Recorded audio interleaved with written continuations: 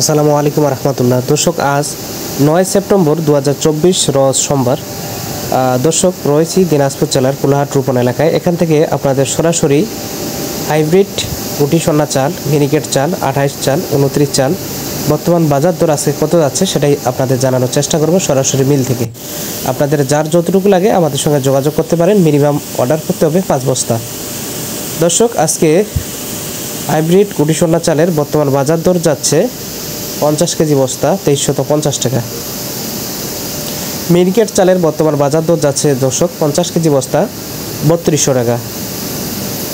28 চালের বর্তমান বাজার যাচ্ছে 50 কেজি বস্তা 2850 টাকা। 29 চালের বর্তমান বাজার দর যাচ্ছে 50 কেজি বস্তা 2750 টাকা।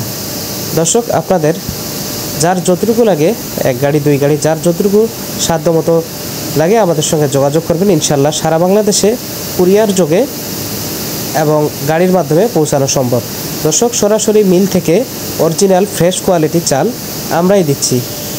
তো আপনাদের আতপ চাল এবং সিদ্ধ চাল যার যতটুকু লাগে আমাদের সঙ্গে যোগাযোগ করবেন।